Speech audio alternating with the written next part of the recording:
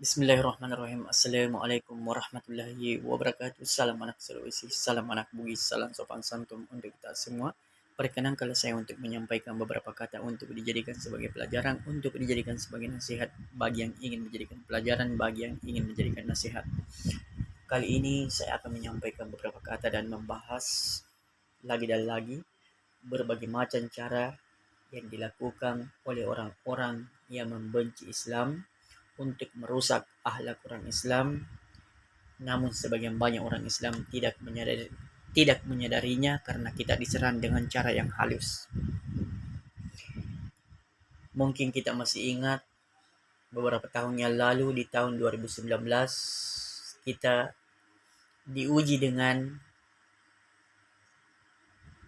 yaitu penyakit virus corona. Dan saya mempelajarinya itu dirancangkan oleh orang-orang yang membenci Islam untuk merusak daripada akhlak orang Islam, untuk merusak ketika umat Islam melakukan amal, bagaimana caranya agar berkurang yaitu pahala yang dia peroleh. Namun kita tidak boleh saling menyalahkan, karena itu harus terjadi karena Allah Subhanahu wa taala ingin menguji yaitu orang-orang yang mengaku dirinya beriman. Kita tidak boleh saling menyalahkan, karena itu harus terjadi. Tidak akan mungkin terjadi sesuatu tanpa Allah kehendaki, meskipun ada orang merencanakannya. Kita masih ingat beberapa tahun yang lalu di tahun 2019 masjid ditutup, diperintahkan untuk ditutup, dan sebagian banyak yaitu kaum muslimin yang melakukannya, masjid ditutup, bahkan tidak dipakai sholat Jumat karena takut tertular yaitu penyakit virus corona. Namun lucunya yang saya memperhatikan dan mempelajarinya, ketika ada perkumpulan, misalnya perkumpulan ada pesta-pesta ataukah di pasar, bisa orang berkumpul, berkerumun melebihi dari 10, bahkan bukan dari 10, banyak ratusan. Tetapi tidak dipermasalahkan. Tetapi kenapa ketika orang pergi sholat berjamaah di masjid, kenapa dicat bahwa akan menularkan penyakit virus corona apabila kita datang sholat berjamaah? Itu yang perlu kita kaji. Maksudnya apa? Setelah beberapa minggu, setelah beberapa bulan, adalah himbauan boleh datang sholat berjamaah asalkan menjaga jarak. Karena kita ketahui bersama umat Islam, imam di depan, itu imam terkadang berputar balik.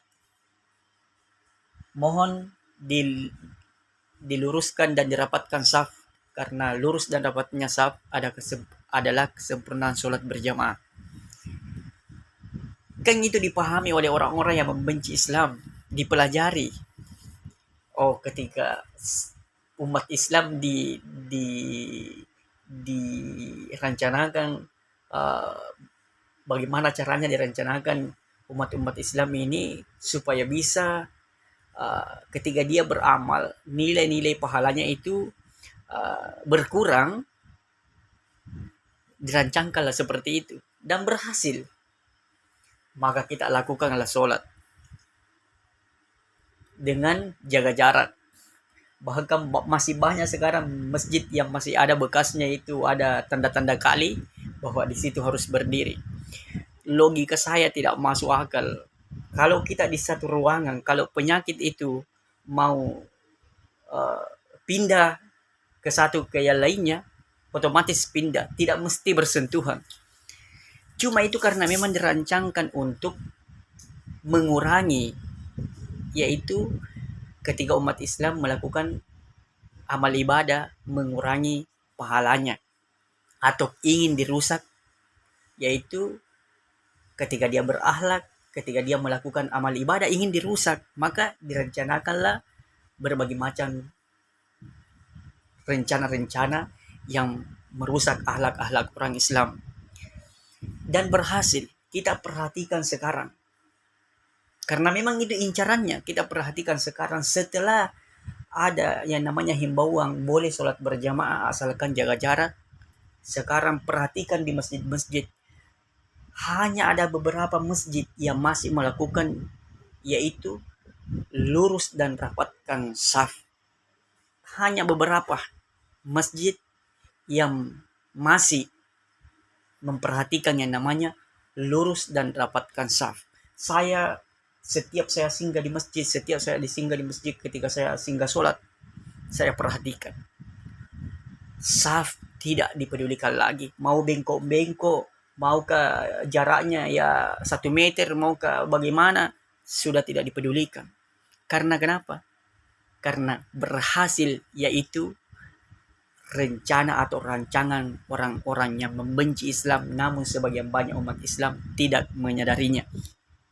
Maka dari itu saya menghimbaukan kepada diri pribadi saya sendiri dan untuk kita semua, marilah kita bersama-sama untuk selalu minta perlindungan dari Allah Subhanahu wa taala, petunjuk sehingga kita bisa melaksanakan perintah Allah Subhanahu wa taala sesuai yang diridhoi oleh Allah Subhanahu wa taala, dan semoga kita selalu dalam lindungan Allah Subhanahu wa taala.